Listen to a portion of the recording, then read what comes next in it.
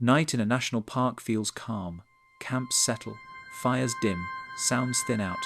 For most visitors, this is the safest part of the day. Tents are zipped, plans are finished. Nothing more is expected to happen. Yet park records show that, on some nights, people quietly step away from their campsites and do not immediately return. There is no panic, no chase, no visible threat. Often, no one notices until morning. When these people are found, many are close by. Some are unharmed. Most cannot clearly explain why they left. This documentary does not search for monsters or dramatic causes.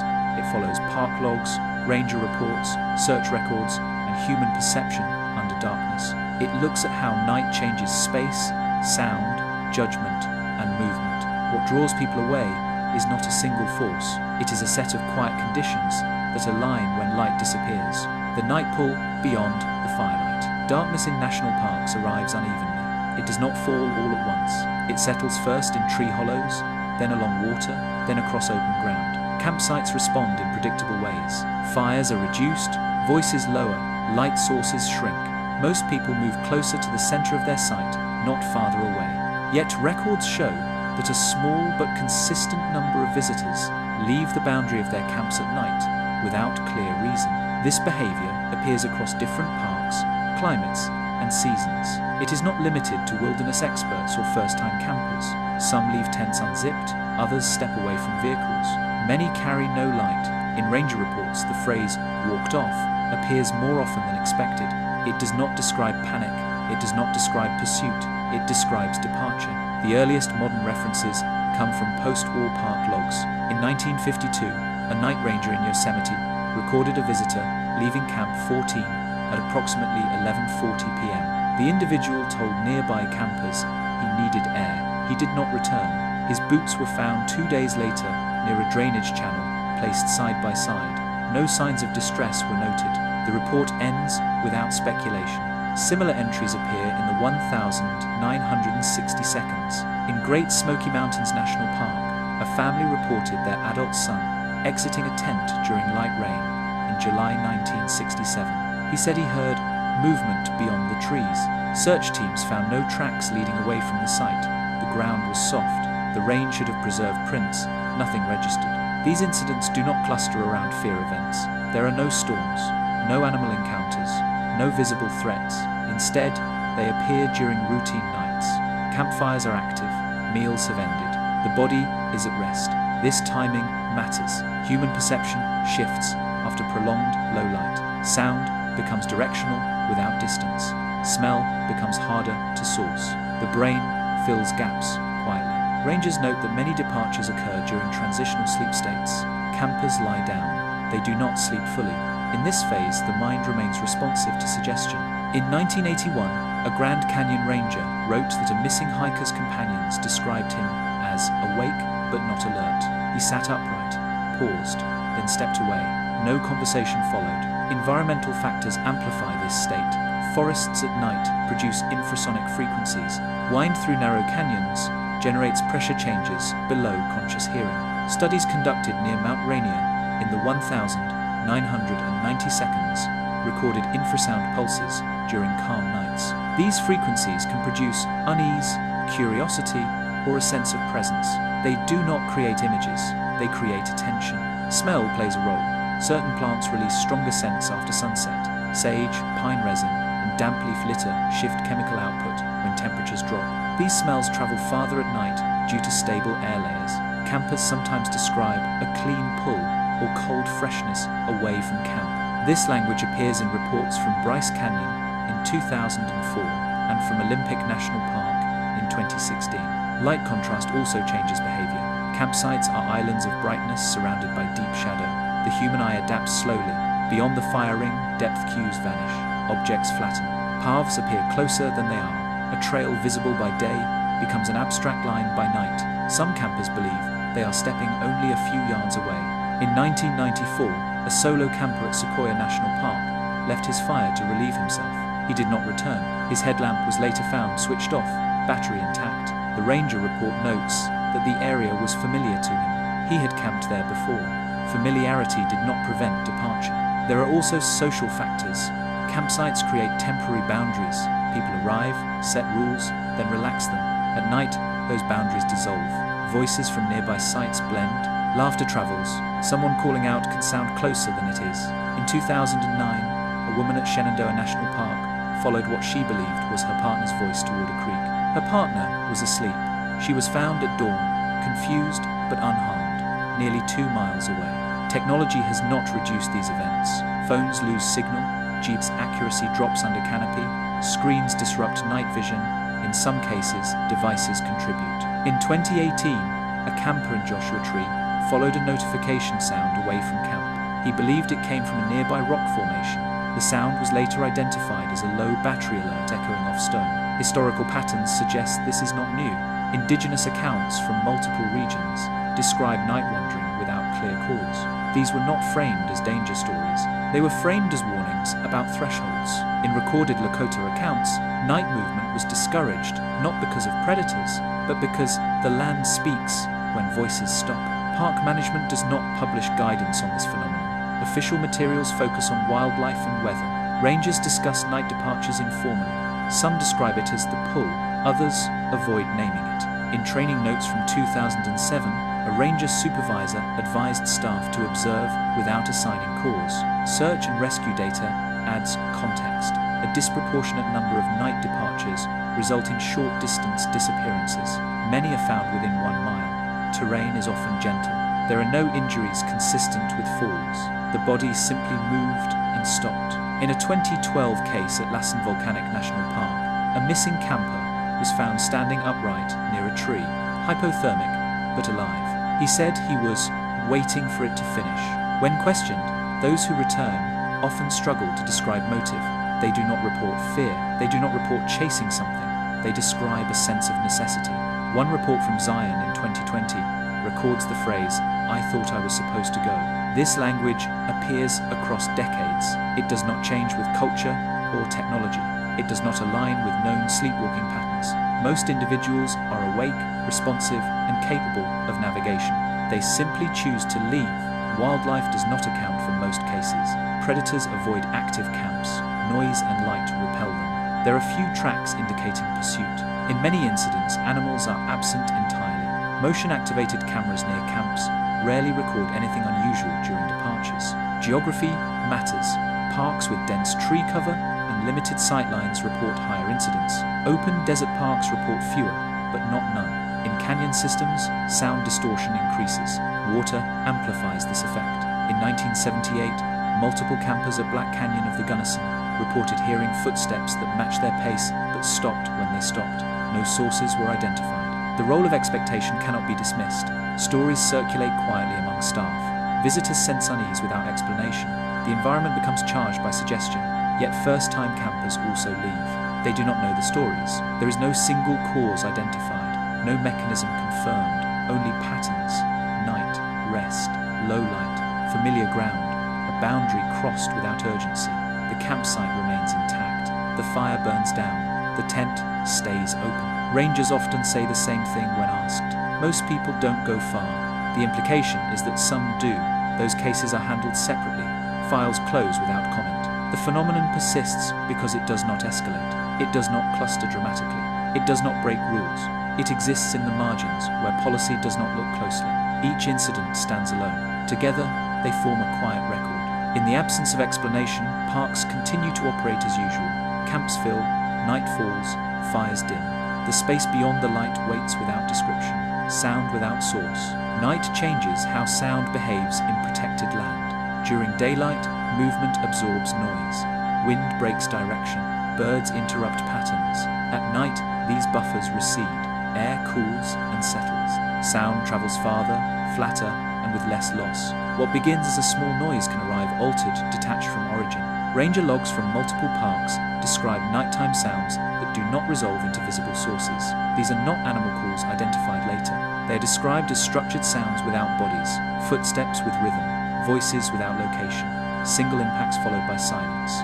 The reports rarely escalate. They note observation, not alarm. In 1963, a ranger at Glacier National Park recorded hearing paced movement along the tree line between 12:10 and 12:25 a.m. The sound matched human walking speed. When approached, it stopped. No visual contact occurred. No tracks were found the following morning. The soil was damp. The entry was closed with the phrase, "source undetermined." Sound localization relies on subtle delays between ears.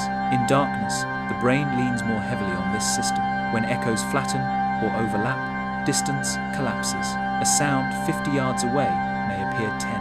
A sound behind may appear beside. This misalignment draws attention outward. Campsites intensify this effect. Fire rings create low-frequency crackle. Nylon tents reflect sound inward. Vehicles act as hard surfaces. These elements distort external noise. A cough from another site may appear close enough to answer. In 1991, a camper at Rocky Mountain National Park followed what he believed was his brother calling his name. His brother was asleep. The voice was later attributed to wind moving through deadfall, though no clear match was established.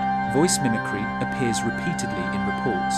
These are not described as perfect imitations. They are partial, a syllable, a cadence, enough to trigger recognition. In 2007, a ranger at Great Basin National Park noted that a missing hiker's last known action was responding verbally to a call that no one else heard. The call was not repeated.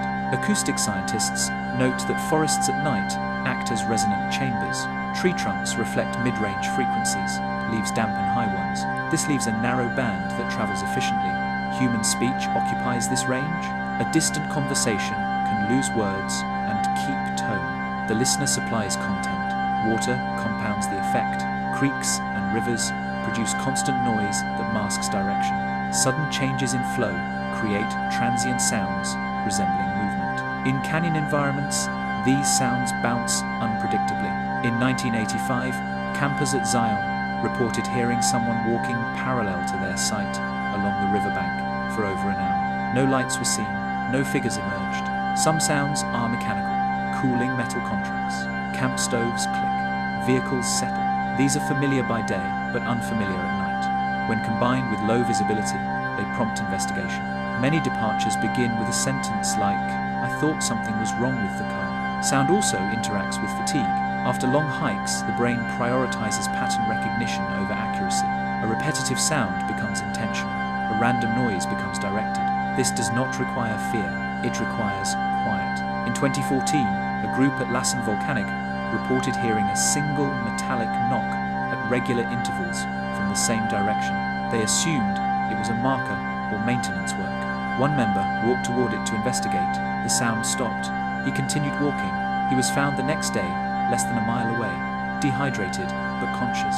He said the sound felt like a signal. Rangers rarely investigate sound reports unless paired with disappearance. The parks are large. Sounds are common. Most resolve on their own. What remains are those that coincide with movement away from camp. Animal explanations are often applied later. Elk movement, owl calls, fox vocalizations. In many cases, these fit. In others, they do not. Footsteps with even cadence do not match quadrupeds. Single words do not match wildlife. The reports do not insist otherwise. They simply record mismatch. In 1972, a ranger at Olympic National Park documented hearing his own name spoken once from across a clearing. He was alone. He did not respond. He noted the incident because of its clarity. The voice was calm, not loud, not urgent. The entry ends without comment. Sound traps attention more effectively than sight at night. Vision narrows. Hearing expands. When a sound appears isolated, the listener becomes oriented toward it. This orientation often precedes movement. One step to listen better, another to confirm distance. The boundary of camp is crossed gradually. Technology alters this dynamic unevenly. Radios crackle, phones emit alerts, audio compression changes tone. In some cases, devices introduce unfamiliar sounds that prompt investigation. In 2021, a camper at Big Bend followed what he believed was a radio transmission coming from a dry wash. It was later determined to be interference from a nearby weather station. There are also periods of complete silence. Sudden absence of ambient noise draws attention outward. This phenomenon is well documented. When insects stop, when wind drops, the brain registers absence as signal. Several departures begin after reports of everything going quiet. In 1999, multiple campers at Yellowstone reported a sudden drop in sound near midnight. No insects, no wind. One camper left his site to check on nearby friends. He became disoriented and walked in the wrong direction. He was recovered the next afternoon. He said, "The silence felt like a pause." Training manuals do not address this directly. Rangers are taught to explain known sounds and dismiss the rest. Privately, some acknowledge that not all sounds resolve. They advise campers to stay put. This advice is not always followed. Search and rescue teams note that those who leave in response to sound often travel along natural corridors, dry creek beds, game trails. These paths feel intentional. They guide movement without conscious choice. Sound travels well along them. There is no evidence of coordinated source, no pattern suggesting deliberate mimicry by another party. The phenomenon does not increase with crowd size. It persists in isolation. The consistency lies in perception. Sound appears. It suggests presence. Presence suggests response. The response is movement. Most who return do not emphasize the sound itself. They emphasize the feeling that following it was reasonable, necessary, correct at the time. Only later does the decision appear ungrounded. Park records do not label this as a threat. It does not meet criteria. There is no attacker, no hazard, only an environmental condition interacting with human perception. Night continues to reshape sound each evening. Campsites remain temporary listening posts. Beyond their edges, acoustics behave differently. The land does not clarify what is heard. It does not need to. Familiar paths that change after dark. Daylight establishes confidence. Trails appear stable. Distances feel fixed. Landmarks anchor movement. Campsites are selected because of this clarity. A short walk to water, a visible junction, a known loop. These features give visitors a sense of control that rarely survives nightfall. After dark, paths do not disappear, but they change function. Visual cues flatten, depth collapses. What once felt measured becomes abstract. Rangers note that many nighttime departures begin with the belief that the person is staying within a known area. The error is not intentional. It accumulates quietly. Trail design assumes daylight use. Switchbacks are cut for slope management, not orientation. Curves repeat. Clearings resemble one another. At night, repetition overrides recognition. A person believes they are moving forward along a familiar line, when in fact they are rotating or descending. In 1976, a camper at Mount Hood National Forest left his site to walk to a nearby restroom he had used earlier that day. The path was less than 200 yards. He was later found over a mile away, downhill, following a maintenance trail that branched subtly from the original. He reported no panic. He said he kept expecting the sign to appear. Expectation plays a central role. The brain fills in missing detail based on prior experience. At night, when confirmation is limited, expectation substitutes for observation. This creates false continuity. A person assumes the trail continues as it did before. When it does not, the assumption persists longer than it should. Search reports repeatedly mention short distances underestimated. In 2003, a woman at Acadia National Park told rangers she was just stepping out for a minute. She followed a cliffside trail she had walked dozens of times. Fog moved in from the water. She lost sight of the campsite lights. She continued walking, believing the trail would loop back. It did not. Light sources complicate navigation. Headlamps narrow vision into cones. Peripheral cues vanish. Shadows become fixed shapes. Rocks appear as openings. Openings appear as flat ground. Rangers note that some missing campers turn off lights entirely, believing their eyes have adjusted. In forested terrain, this removes remaining reference points. Trails also behave differently, acoustically at night. Sound reflects off cut banks and retaining walls. Footsteps echo.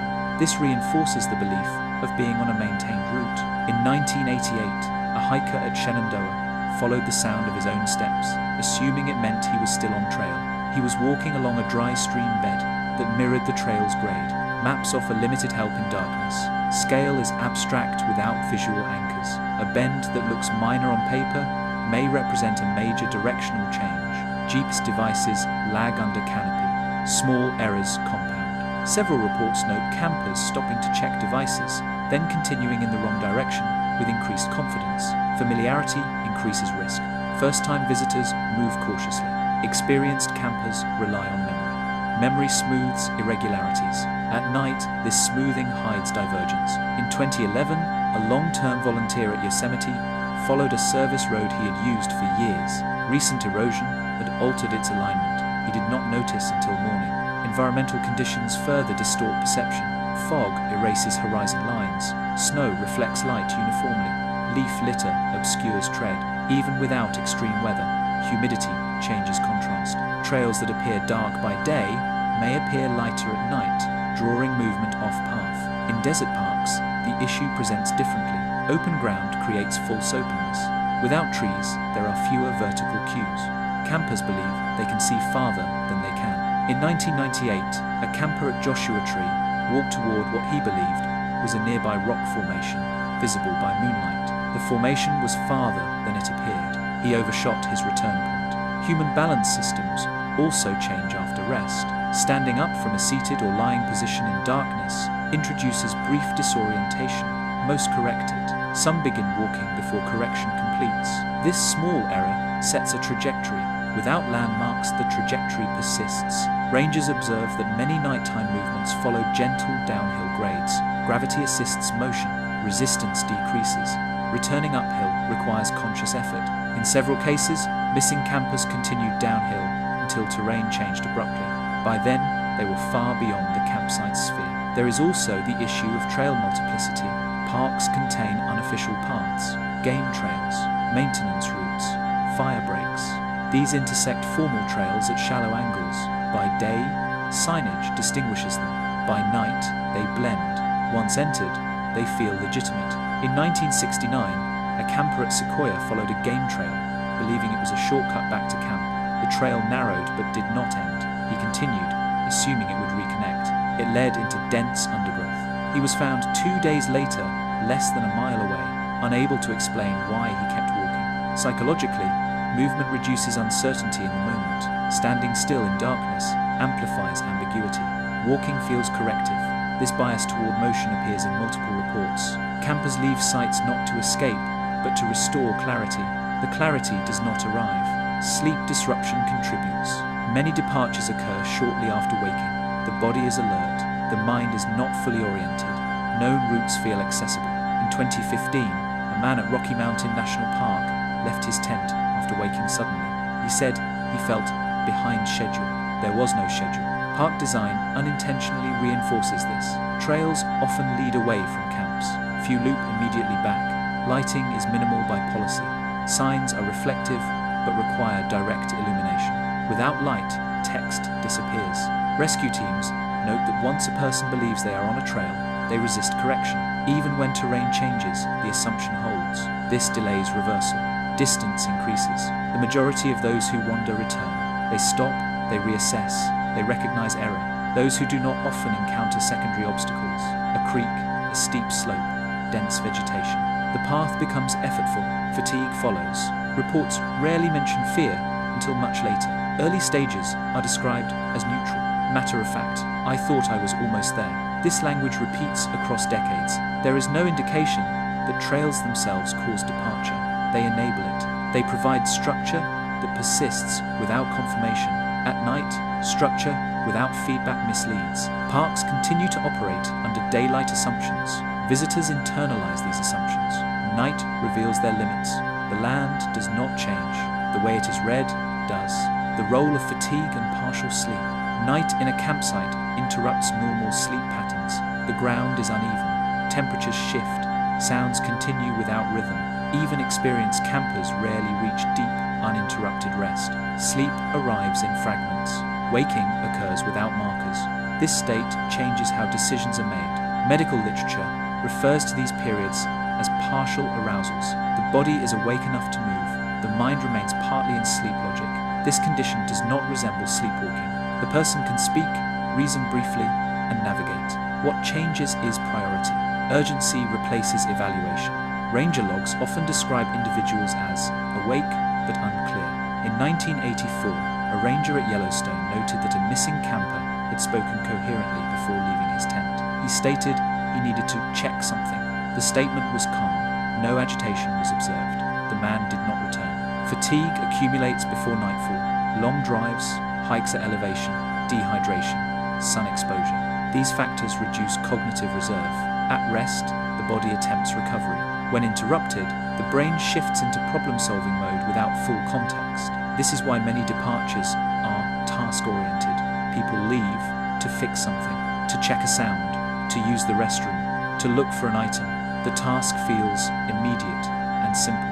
The risk assessment that would normally accompany movement is delayed.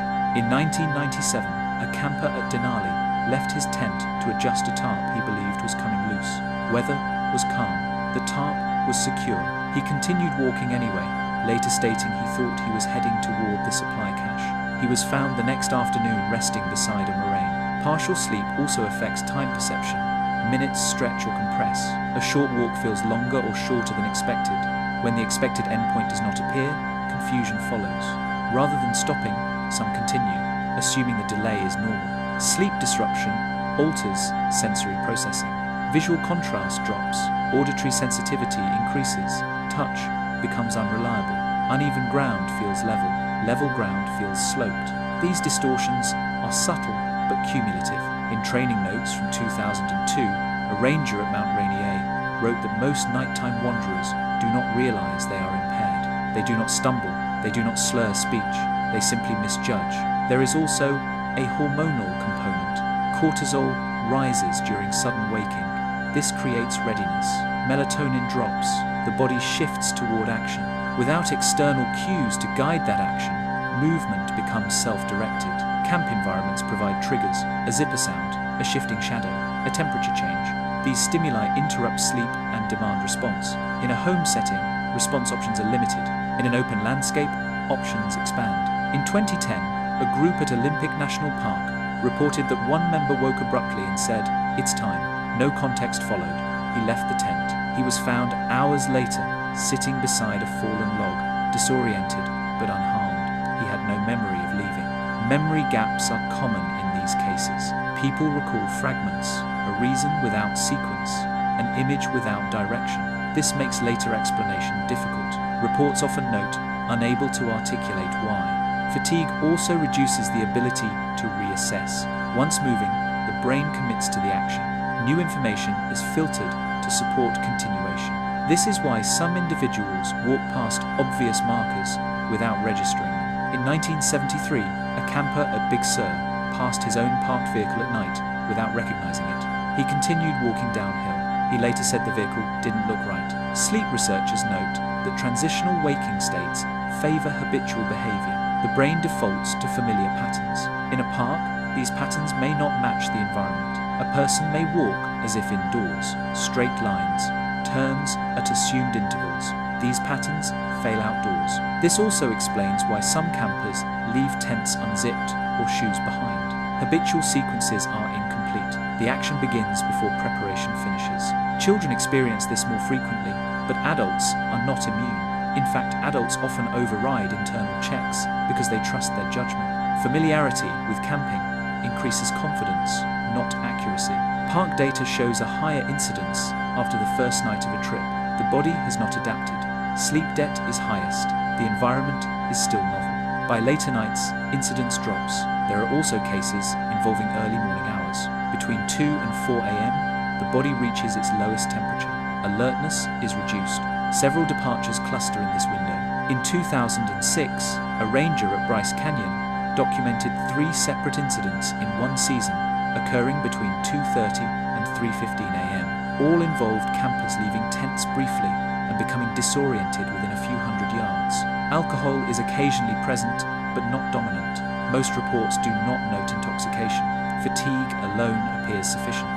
What distinguishes these events from simple mistakes is the lack of alarm during movement. People do not report fear until later. At the time, the action feels correct, necessary, neutral. Rangers who encounter returning wanderers often describe them as surprised, not shaken. "I didn't think I went far." This phrase appears repeatedly. Search and rescue teams adjust for this by expanding initial search radii beyond what logic suggests. They assume movement continued longer than intended. This adjustment has improved recovery times. Despite this, guidance to campers remains general. Stay in camp, use lights, tell someone before leaving. These instructions assume full wakefulness. Partial sleep undermines instruction. It replaces planning with impulse. The environment provides no correction until distance accumulates. The land does not intervene. It does not signal error. It simply allows movement. Most nights pass without incident. Partial waking resolves. Campers return to rest.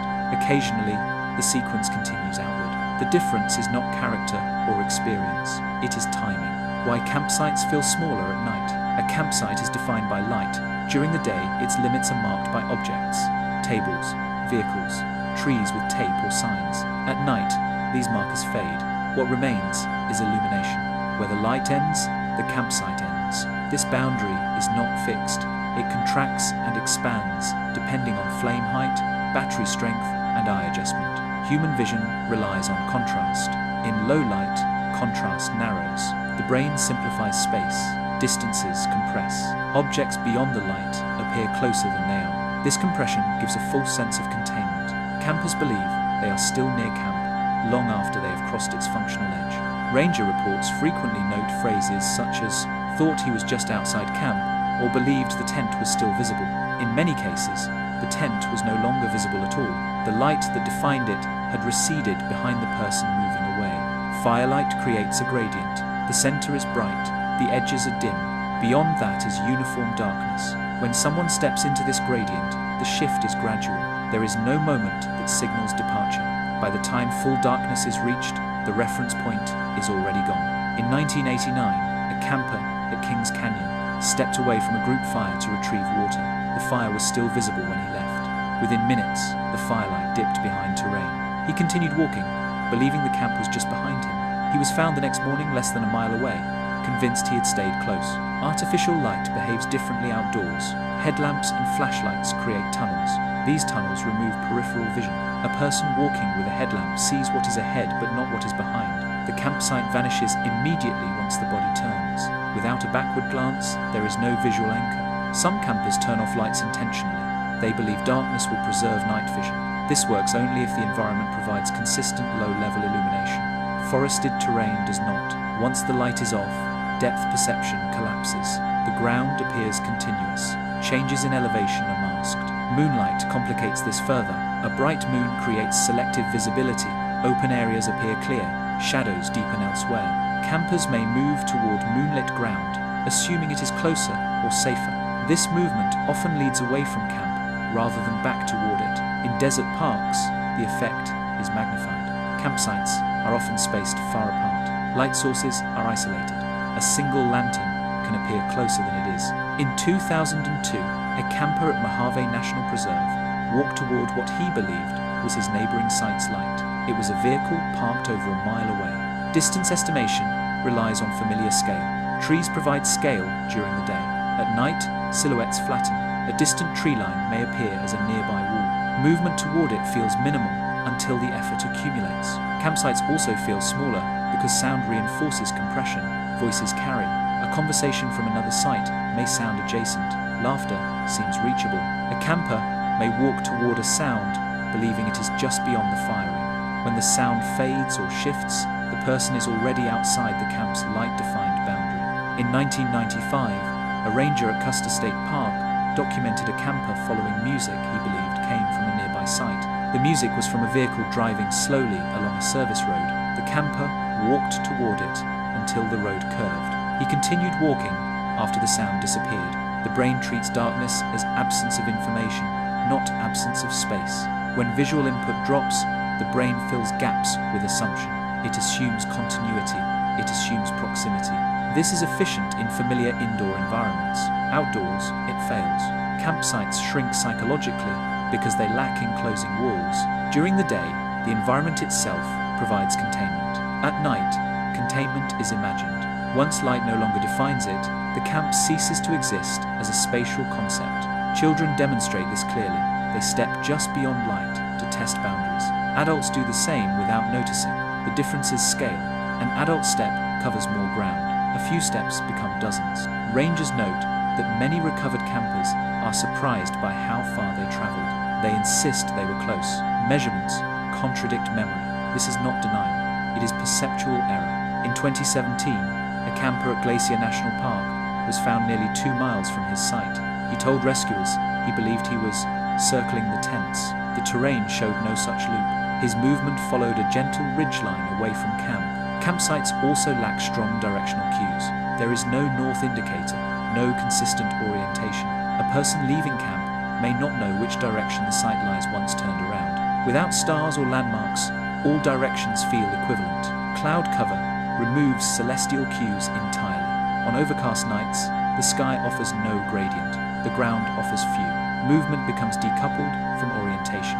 This effect is strongest in the first hours after nightfall. Eyes are still adapting. The brain is still referencing daylight memory. Later at night, some adaptation occurs. However, fatigue then increases error. Park design assumes campers will remain within sight boundaries. Those boundaries are informal. A fire ring is not a wall. A picnic table does not block movement. At night, these cues vanish unless illuminated.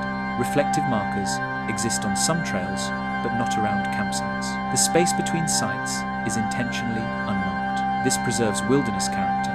It also removes correction. In 1971, a ranger at Isle Royale noted that a missing camper walked directly between two sites without recognizing either. Both were dark, fires had burned down, tents were unlit. The camper passed within 50 yards of occupied sites without noticing. Light discipline, intended for wildlife protection, reduces human orientation.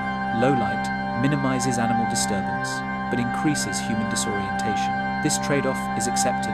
The risk is considered minimal because most people do not leave camp. Those who do often underestimate the effect of darkness on scale. A distance that felt trivial by day feels unchanged by night, even as effort increases. When the expected endpoint does not appear, some continue, rather than stop. Stopping in darkness feels exposed. Movement feels safer. This bias favors continuation away from camp. Campsites feel smallest when viewed from within. Once outside, they disappear entirely.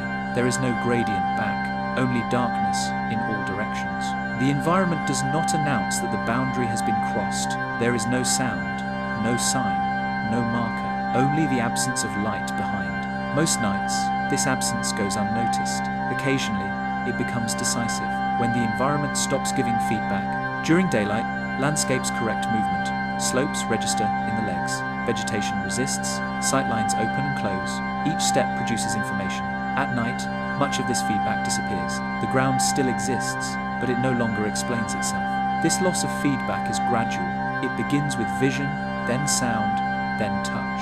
The body continues to move, as if input is still arriving. When it does not, motion becomes uncalibrated, rather than halted. Forests are the clearest example. Tree density reduces horizon reference. Canopy blocks skylight. Understory absorbs sound. At night, this creates a uniform sensory field. One direction does not feel meaningfully different from another. Without contrast, there is no signal to stop or turn. Rangers describe this as flat perception. In reports from the early 1990 seconds at Hoosier National Forest, missing campers were noted to have walked in straight lines through terrain that normally curves movement. Switches in grade and vegetation that would redirect travel by day did not register at night. Sound feedback also diminishes. Footsteps soften on soil and leaf litter. Echo disappears. A person cannot hear how fast they are moving or whether terrain has changed. This removes an important internal gauge. Several recovered campers stated they believed they were walking slowly, despite covering significant distance. In open desert, feedback fails differently. The ground is firm, resistance is low, footfall feels the same over long distances. Without trees or walls, there is no parallax. Stars may be obscured or misread. The sense of motion fades. Walking feels stationary, even as space changes. In 2008, a camper at Death Valley walked for over an hour, believing he had only gone a short way. There were no obstacles to indicate progress. The terrain offered no interruption. He stopped only when fatigue forced him to sit. Canyon systems introduce vertical distortion. Sound drops away. Walls rise, but remain invisible. The ground slopes subtly. Gravity assists movement without announcing descent. Returning uphill requires effort that feels disproportionate. Several night wanderers report stopping because the ground changed, not because they knew where they were. Water further reduces feedback. Streams mask footsteps. Moist air carries sound unpredictably. In 1975, a ranger at Great Smoky Mountains recorded a missing camper walking along a creek for several hours. The sound of water replaced all other cues. The camper believed he was stationary, waiting. Vegetation density matters. Dense brush creates tactile feedback by day. At night, contact is avoided instinctively. People move toward open corridors. These corridors may not lead back, Game trails, dry washes, and fire breaks become preferred routes because they feel intentional. This preference is unconscious. The body selects paths of least resistance. In daylight, visual context moderates this. At night, resistance becomes the only guide. Direction becomes secondary. Temperature also alters feedback. Cold reduces sensitivity. Warmth dulls urgency. In both cases, discomfort that would normally signal error is delayed. Hypothermia and overheating often develop without early warning during night movement. Rangers note that many found individuals are surprised by physical condition. I didn't feel tired. I didn't feel cold. These statements appear frequently in recovery interviews. The environment failed to communicate stress. Insects and animals also contribute. At night, insect activity may spike or drop suddenly. When it drops, silence follows. This silence removes auditory baseline. Without baseline, change cannot be detected. Everything feels static. In 2013, campers at Allegheny National Forest reported an abrupt silence followed by a sense of space opening. One camper walked away from camp shortly after. He was found at dawn sitting quietly, unable to explain why he left. Feedback loss affects decision loops. Normally, movement produces result. Result informs decision. Decision adjusts movement. At night, movement produces no clear result. The loop breaks. Movement continues unadjusted. Technology does not restore this loop reliably.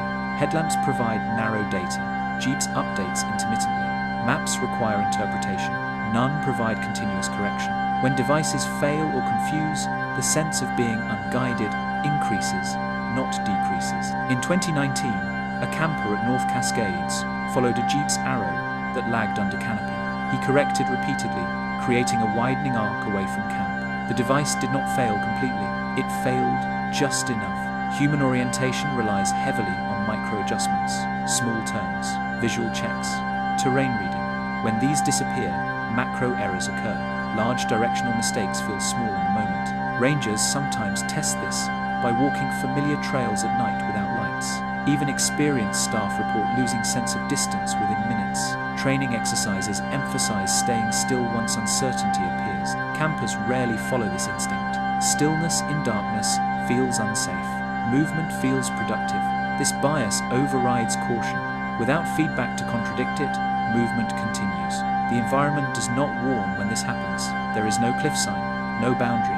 The transition is invisible. The land remains neutral. This neutrality is misread as permission. Most people rely on the environment to stop them when they are wrong. A wall, a fence, a road. Wilderness does not provide these. At night, it removes even the subtle cues. Recovered campers often say the same thing. I thought I would notice if something changed. It did change. The noticing system was offline. Parks do not classify this as a hazard. There is no malfunction. The land behaves as expected. It is human perception that reaches its limit. Night removes explanation.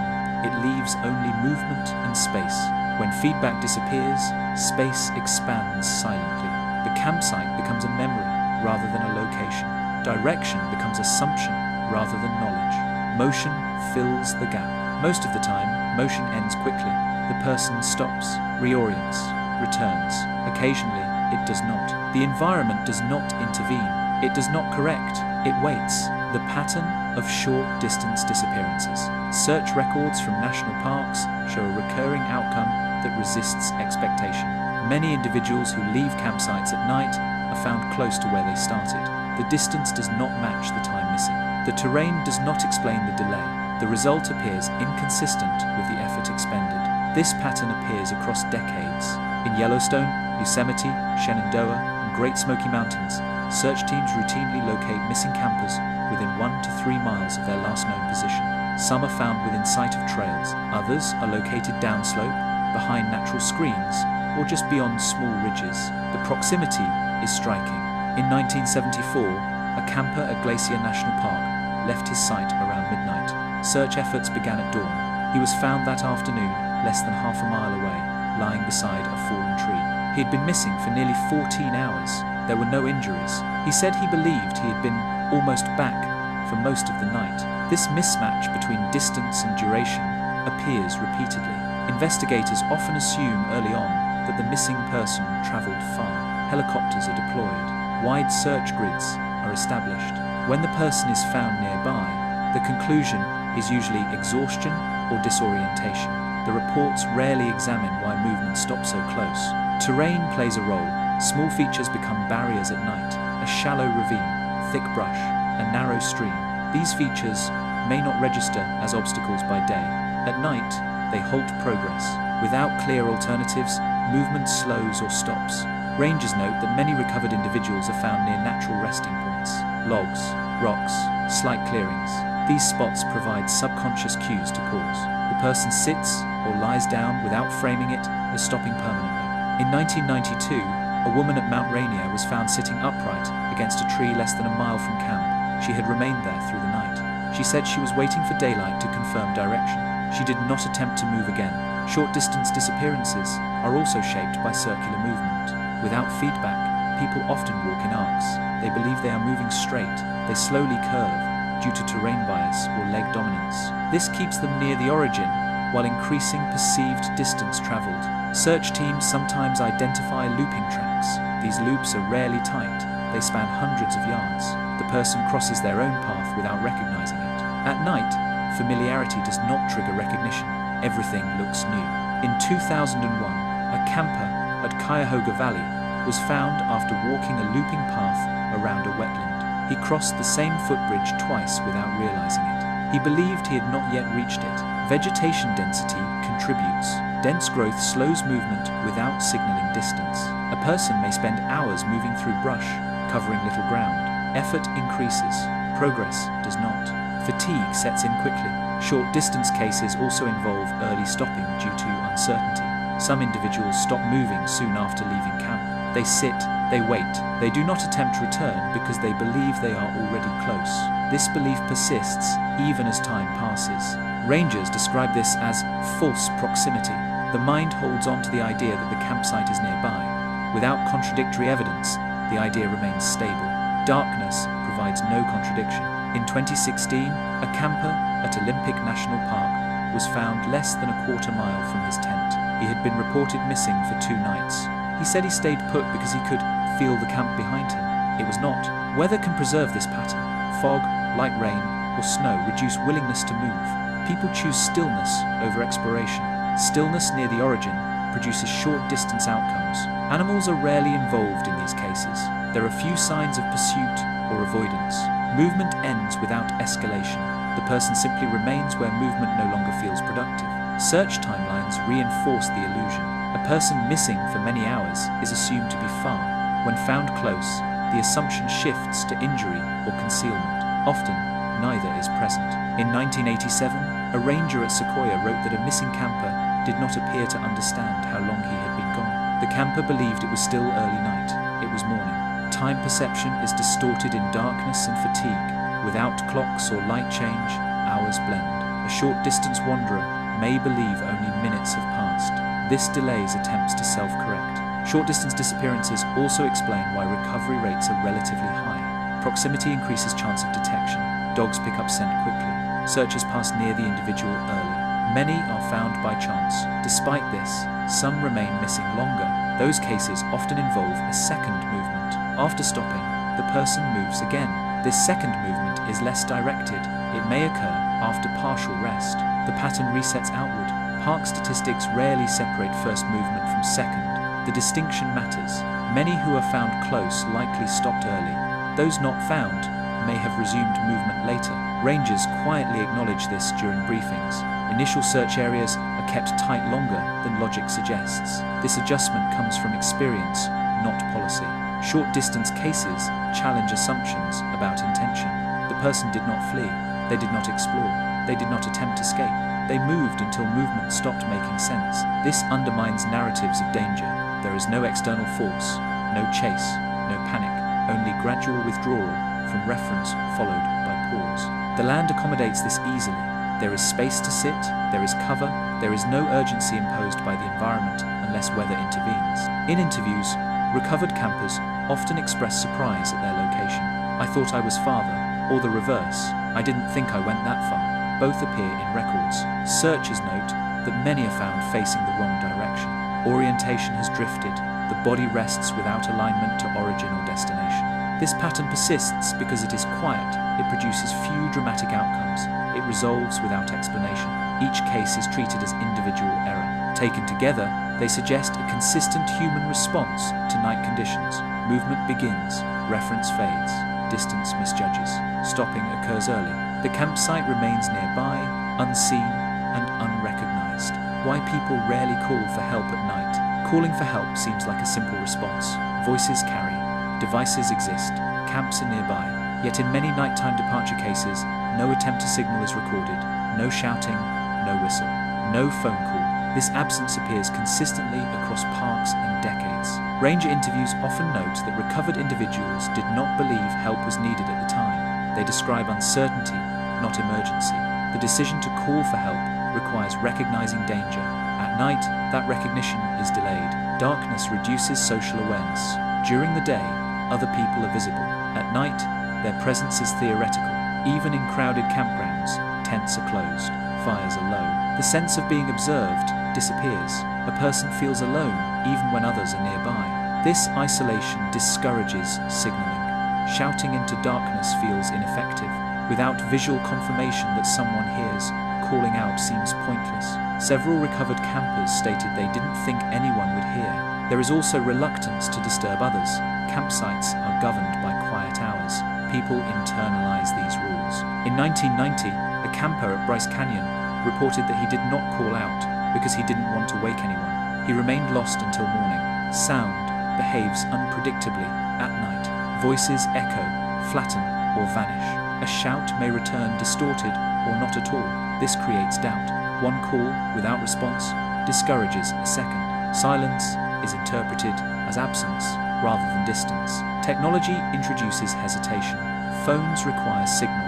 Many parks lack coverage. Campers know this. They delay attempts, assuming the device will not work. When they do try and fail, they often stop trying altogether. In 2015, a hiker at North Cascades attempted a single call that did not connect. He did not attempt again. He believed repeated attempts would drain the battery. He waited instead.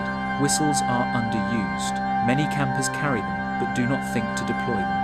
In partial sleep or fatigue, available tools are overlooked. Habitual responses dominate. Most people do not whistle for help in daily life. The behavior is not automatic. There is also fear of escalation. Calling for help acknowledges loss of control. Some individuals avoid this acknowledgement. They prefer to resolve the situation quietly. This is especially true among experienced campers. Rangers note that solo travelers are less likely to call out than groups. Groups negotiate signaling decisions. Solo individuals internalize them. They wait for clarity before acting. Clarity does not arrive. Cultural factors play a role. Many people associate calling for help with injury or panic. In these cases, neither is present initially. The person feels functional. They believe the situation is temporary. Nighttime disorientation also affects judgment about distance. If the campsite is believed to be nearby, calling out seems unnecessary. People assume they will see lights or hear voices soon. This assumption persists longer than logic would support. In 1982, a camper at Acadia did not signal because he believed the road was just ahead. He walked for hours. He never reconsidered signaling because the belief never corrected. There is also the issue of auditory masking. Wind, water, and insects absorb sound. A shout may feel weak against ambient noise.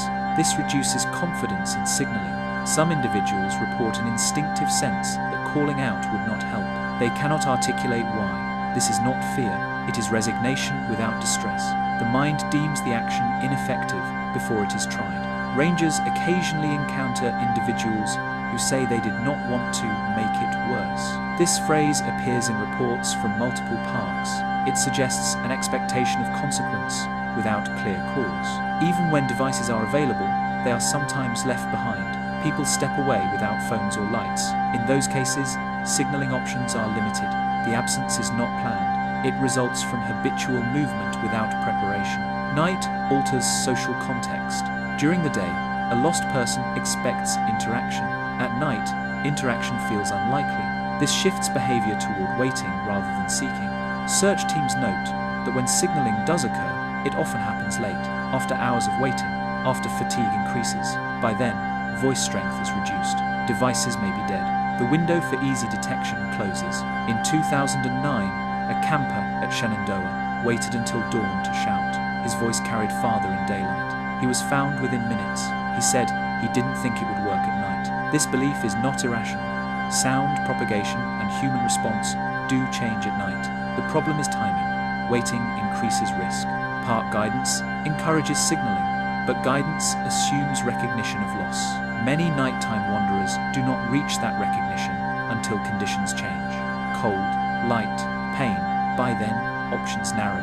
The absence of calls for help reinforces the perception that these cases are sudden or mysterious. In reality, they unfold quietly, without markers. Silence is not evidence of calm or control. It is often evidence of delayed assessment. The land does not respond to voices in predictable ways at night. Without feedback, people conserve effort. They choose stillness. They wait.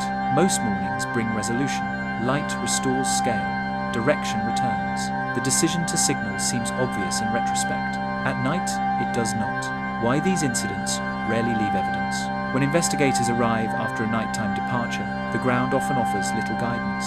There are no clear tracks, no broken branches, no displaced gear. The campsite appears undisturbed. This absence of evidence is one of the most consistent features across report. The reason begins with timing. Most departures occur during stable weather, clear skies, light wind, dry ground. These conditions preserve comfort but not trace. Soil is firm, leaf litter rebounds, grass springs back, footprints register poorly or not at all. In forested parks, organic ground layers absorb pressure. Pine needles shift and resettle. Moss compresses silently. By morning, movement is invisible. Rangers often note that dogs struggle to acquire scent because the initial departure point offers no disturbance. In 1993, a search team at Pisgah National Forest documented a complete lack of track evidence, despite multiple trained handlers. The missing camper was later found nearby. The report states no sign of direction was present. Night movement also tends to avoid disruption. People do not push through brush aggressively. They choose open corridors, trails, game paths, creek beds. These routes already show where new movement blends into old. This is why searchers often misjudge direction.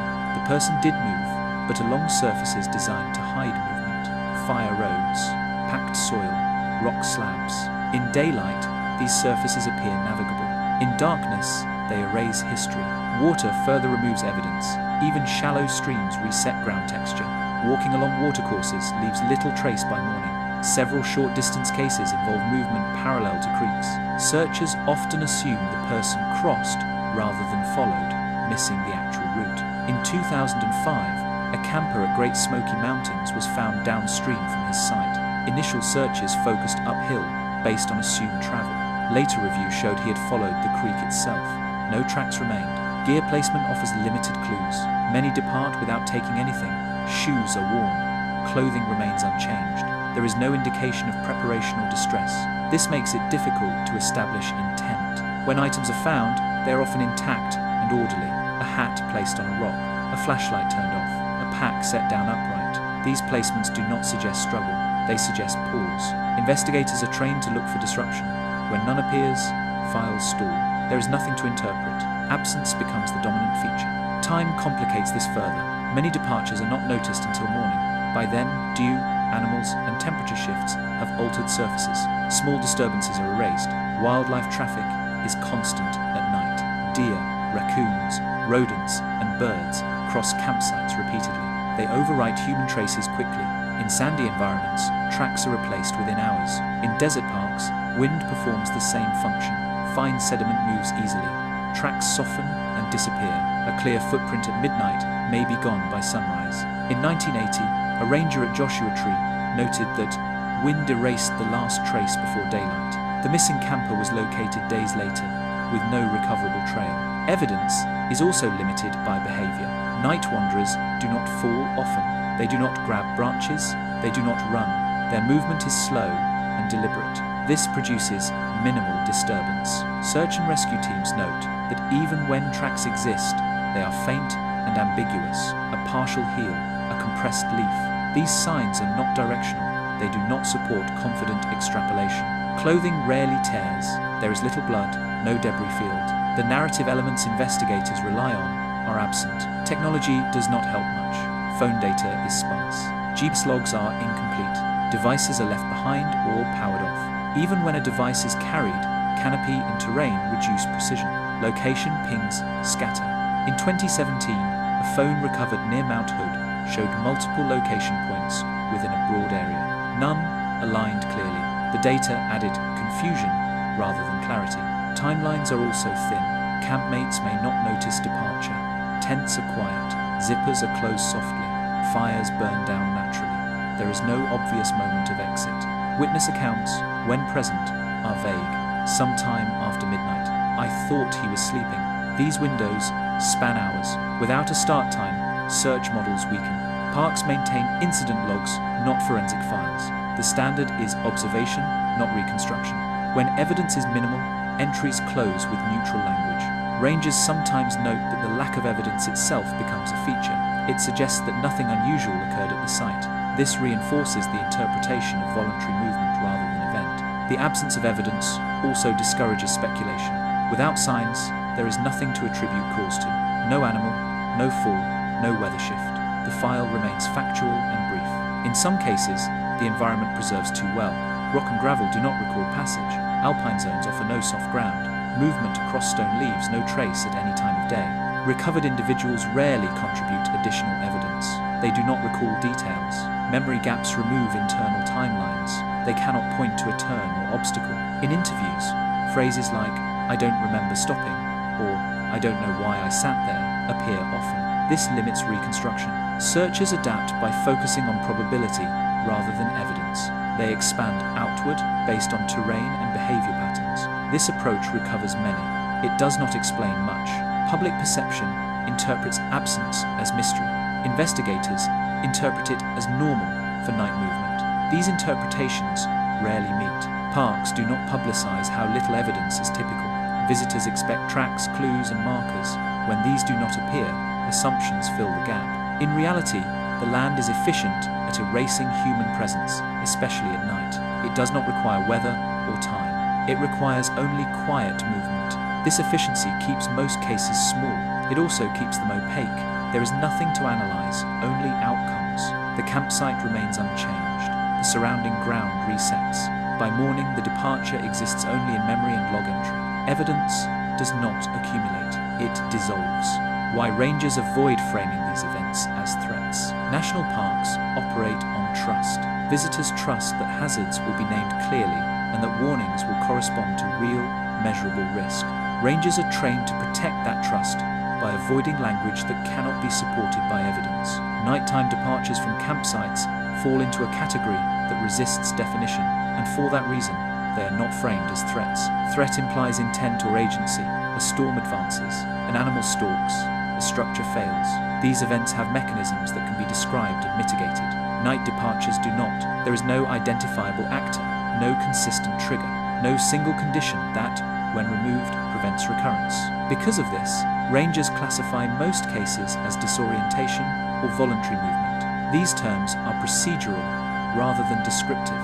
They allow reports to be filed without implying danger beyond known environmental limits. The choice of language shapes public understanding. Incident databases rely on categories: lost hiker, medical assist, search and rescue. There is no category for left camp without clear cause. Adding one would require criteria. Criteria require patterns with explanations. Those explanations do not exist. Rangers are also cautious about suggestion. Parks have long histories of rumor amplification. A single poorly worded advisory can change visitor behavior in unpredictable ways. In the 1,970 seconds, several parks experienced drops in visitation after vague warnings about unknown hazards. The lesson persisted. Training materials emphasize observable risk, wildlife interactions, weather exposure, terrain hazards. Night movement is addressed indirectly through general safety guidance. Stay in camp, carry light, inform others. The reason for these rules is not expanded. Internally, rangers discuss night departures as behavior, not danger. Behavior can be managed through education. Danger requires restriction. Restriction alters access and experience. Parks are reluctant to impose limits without justification. There is also statistical context. The number of nighttime departures is small relative to total visitation. Even when aggregated across parks, incidence remains low. Framing these events as threats would misrepresent scale. In 2008, a policy memo circulated among several Western parks advising staff to avoid speculative explanations when speaking with media. The memo followed a case where a ranger's offhand comment was quoted widely, generating public concern without evidence. Rangers are public-facing professionals. Their words carry authority. They are trained to speak narrowly. When asked why someone left a campsite, the safest answer is often, "We don't know." This restraint frustrates some visitors and investigators. It can appear evasive. Within the park system, it is considered responsible. Uncertainty is acknowledged quietly, not emphasized. There is also concern about self-fulfilling behavior. If visitors are told that people are drawn away from campsites at night, some may become hypervigilant, others may test boundaries. Both increase risk. Park psychology studies from the 1,990 seconds showed that vague warnings increased exploratory behavior among certain visitor groups. Clear, concrete warnings reduced it. Since night departures lack concrete cause, warning language remains general. Rangers also rely on precedent. Night wandering is not new. It has occurred since parks were established. It has not escalated into a recognized hazard class. Without change in pattern or outcome, policy remains stable. In reports, language is deliberately flat. Subject departed, campsite. Subject last seen at. Subject located. This tone avoids narrative. It discourages interpretation beyond facts. When rangers brief search teams, they may discuss behavioral patterns informally. Fatigue, darkness, terrain bias. These discussions are operational, not public. They guide search strategy, not messaging. Media inquiries are handled carefully. Spokespersons emphasize preparation and personal responsibility. They do not discuss unexplained elements. This is not concealment, it is scope control. There is also legal consideration. Labeling an event as a threat implies duty to mitigate. If a park acknowledges an unidentified hazard, it may be expected to address it. Without a method to do so, acknowledgement creates liability. As a result, the system defaults to neutrality. Events are recorded, recoveries are prioritized, explanations are minimized. This does not mean rangers dismiss the phenomenon. Many are aware of its consistency. Some track cases informally, others share observations across parks. These exchanges remain internal. The public-facing narrative remains simple. Stay in camp at night, use lights, tell someone where you are going. These instructions work regardless of cause. In this way, policy absorbs uncertainty rather than exposing it. The land is treated as inherently neutral. Human error is treated as sufficient explanation. The absence of threat framing does not resolve the pattern. It contains it. Each incident is isolated. Each explanation resets. The parks continue to open each evening. Camps fill. Night falls. Movement happens, or does not. Rangers watch outcomes, not causes. They intervene when needed. They do not assign meaning when none can be proven. This approach keeps the system stable. It does not satisfy curiosity. It does not close questions. It allows the phenomenon to persist quietly, unclassified and unmanaged, existing alongside known risks without a name. Why this pattern persists across decades. Nighttime departures from campsites appear in park records long before modern gear, visitor education, or digital navigation existed. They continue after all three became common. The persistence is not tied to technology or policy. It follows something more stable. National parks change slowly. Trails shift. Campsites are added or removed. Staffing levels rise and fall, yet the basic structure remains. Visitors arrive during daylight. They establish a temporary base. Night arrives. Conditions change. Human perception adjusts imperfectly. Early park journals from the 1,930 seconds already contain familiar language. Left camp during the night, not located until morning, no clear reason for departure.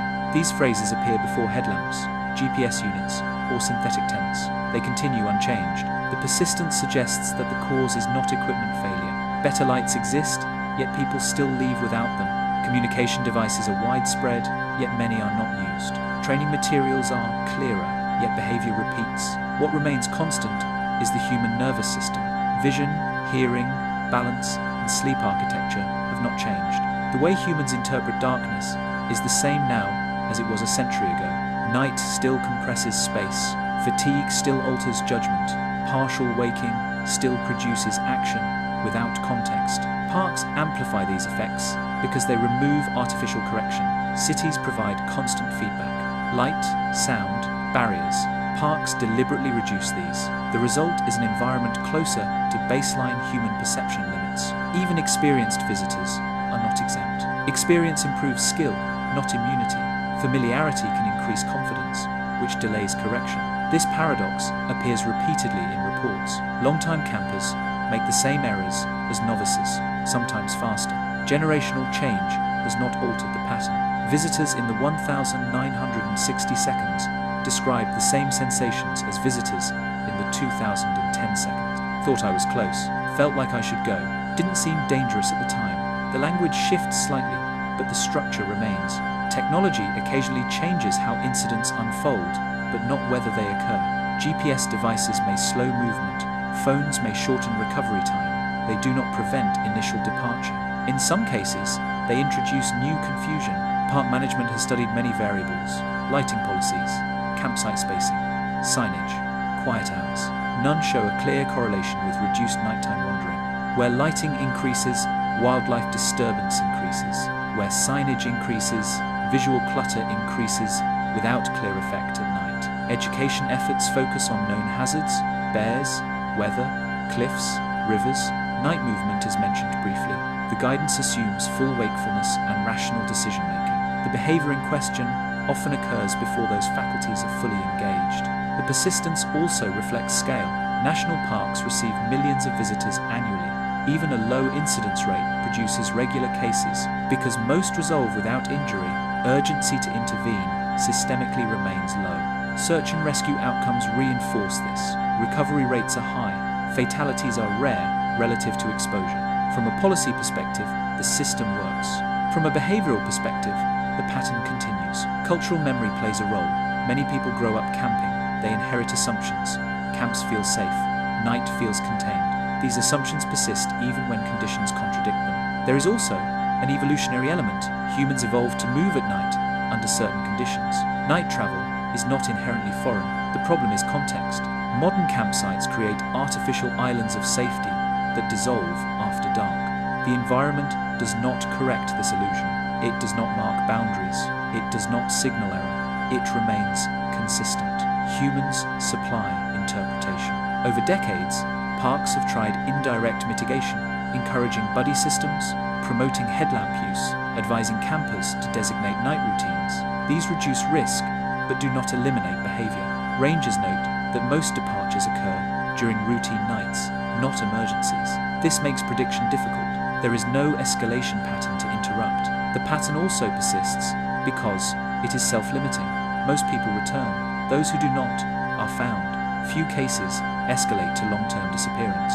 Without accumulation of severe outcomes, the phenomenon remains background noise. Historical continuity reinforces normalcy. When something happens regularly, without catastrophic result, it becomes accepted. It is documented, but not emphasized. Park archives show that language describing these events has not evolved much. That stability suggests institutional understanding, that explanation is limited. When explanation is limited, intervention is cautious. Even research attention is sparse. Nighttime perception in wilderness has been studied academically, but rarely integrated into policy. The findings are general, not actionable. They describe limitations, not fixes. Human behavior adapts slowly. Tools change faster than instincts. Night still triggers the same perceptual shifts it always has. Fatigue still produces urgency without clarity. Darkness still removes feedback. This is why the pattern persists across decades rather than trending up or down. It is anchored to constants: biology, environment, design philosophy. The parks themselves preserve these constants intentionally. Wilderness character is maintained. Artificial correction is minimized. This preserves the very conditions that allow the behavior to repeat. In this way, nighttime departures are not anomalies. They are edge cases of normal interaction between people and unlit space. They appear when conditions align. They resolve when light returns. Most visitors never encounter this alignment. A small number do. Over time, that small number becomes a pattern. The pattern is not dramatic. It does not announce itself. It produces no singular explanation. It remains consistent precisely because it operates quietly. Records continue to be written. Logs continue to close. New names replace old ones. The descriptions remain familiar. The parks do not change the night. They do not change the human body. They allow both to meet as they always have. The result repeats. What campers actually notice before they leave? When people are asked what they noticed before stepping away from a campsite at night, their answers are rarely dramatic. They do not describe fear, urgency, or threat. What they describe instead are small shifts, ordinary sensations that felt incomplete or unresolved. Many begin with temperature, a change that feels local rather than environmental. Cool air moving across the face, warmth fading near the fire, a sense that the air beyond camp is different, not colder or warmer in a measurable way, just altered. This difference draws attention outward. Others mention sound, but not specific noise. They describe a pause, insects thinning out, wind dropping, the background quieting. This absence feels noticeable without feeling alarming. It creates the impression that something has changed, even when nothing visible has. Smell appears often. Damp earth, resin, water. These smells are familiar but displaced. Campers report thinking the source was closer than expected. The mind assigns proximity without confirmation. This misjudgment is subtle enough to go unquestioned. Visual cues are usually minimal. A darker patch between trees, a lighter strip of ground, a shape that feels open. Campers do not describe seeing figures or movement. They describe noticing space, an area that feels reachable. Thoughts at this stage are task-oriented. I should check. I'll just look. I need to make sure. These thoughts do not escalate. They feel routine. The decision to move feels like continuation, not deviation. Several recovered campers reported feeling unfinished, as if something had been interrupted. The movement away from camp felt like completion of a small obligation. The obligation itself was vague.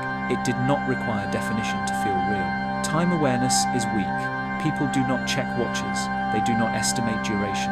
The night feels open-ended. Without deadlines, movement feels unconstrained. Some notice physical restlessness, a need to stand, to stretch, to step away from the tent. This is common after fragmented sleep. The body seeks adjustment. The adjustment becomes movement. Few recall fear before leaving. Fear appears later, if at all. Before departure, the dominant sensation is neutrality. The environment does not feel hostile. It feels unengaged. Several individuals described a sense of being observed, but not watched. The distinction matters. They did not feel seen. They felt present within a larger space. This sensation does not produce alarm. It produces awareness. Others describe an expectation that something would become clear once they moved, that the reason for the sensation would resolve itself. Movement was seen as a way to restore clarity. Importantly, most do not recall debating the decision. There is no internal argument. The thought arises and is acted upon. Only later does it register as a choice. Rangers who interview recovered campers note that language becomes vague at this point. People struggle to find words. They repeat phrases like, "It just felt like," or "I thought it made sense." The experience resists detail. Environmental cues often blend together. A sound aligns with a shadow. A smell aligns with direction. None are strong enough alone. Together, they create orientation without certainty. Campers rarely notice the boundary being crossed. The moment of leaving the campsite is not marked. There is no internal signal that says, "This is departure." The campsite dissolves gradually behind them. Many recall expecting to see the camp when they turned around. When they did not, the absence did not immediately register as error. It registered as delay. I thought it would be there in a second. This expectation delays reassessment. The mind holds onto the original assumption. The longer it holds, the farther movement continues. Some notice ground texture changing, firmer soil, smoother rock. These changes feel intentional, like a path. The body interprets ease as direction. Very few recall noticing danger cues, steepness, drop-offs, dense brush. These features become noticeable only after fatigue or daylight returns. In interviews, people often describe the moment they stopped as more memorable than the moment they left. Stopping happens when something changes: cold, tiredness, confusion, light. Leaving happens before change. Several describe sitting down for a minute and losing time. This pause feels safe. The ground feels stable. The body rests. There is no urgency to stand again. Thoughts during this pause remain mild. I'll wait. I'll listen. It'll make sense soon.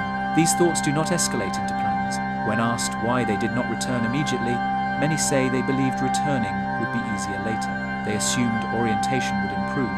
They waited for confirmation that never arrived. Those who resume movement often do so after partial rest. The second movement feels less directed. It is less purposeful. It follows terrain rather than intention. Memory of the initial cues fades quickly. By morning, people struggle to recall what drew their attention. The sensations no longer make sense in daylight. This contributes to the difficulty of explanation. Without memory of motive, the movement appears inexplicable. In reality, it was guided by sensations that no longer exist.